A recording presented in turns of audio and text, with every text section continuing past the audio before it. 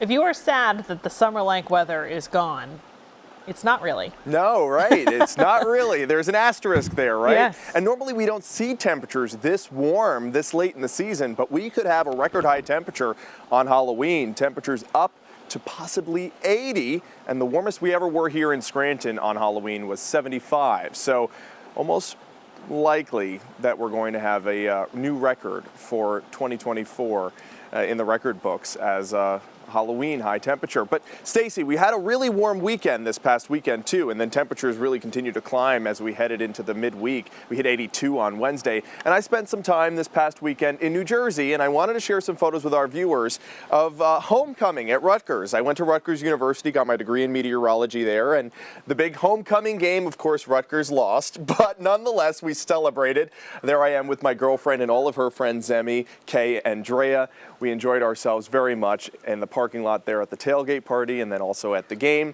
And I recently celebrated my 25th birthday, Stacy, and also this year, it was the 25th anniversary of SpongeBob. So somehow my girlfriend coerced me into dressing like SpongeBob as a surprise, and I had no clue. So Were you really coerced, though? Well, I didn't know that it was going to happen. I couldn't believe it.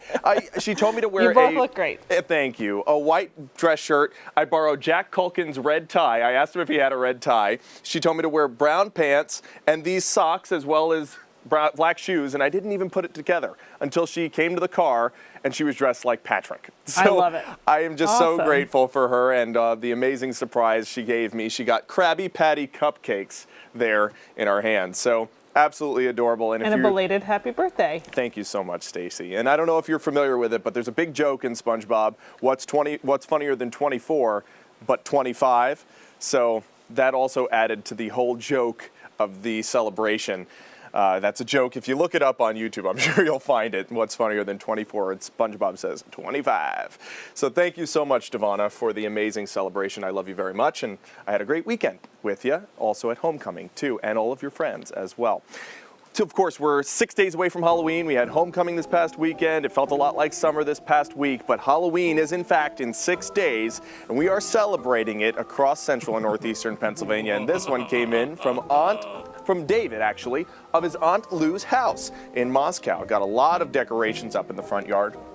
Thanks for sending that in on Aunt Lou's behalf, David. Got some clouds right now overhead in central Pennsylvania. Starting to notice them here in our backyard as well. Some light showers up near Erie, but we're not going to see much rainfall out of this cold front that comes through. It's dry. It does show a difference in temperature, so it'll be cooler on the back end of the front, but we're not going to see much in the way of rainfall. Here's future clouds and radar. We'll notice the cloud cover really does take over throughout the evening. Maybe a spot sprinkle for our northern tier as we head towards tomorrow morning. And then tomorrow throughout the day, what you'll really notice is the winds.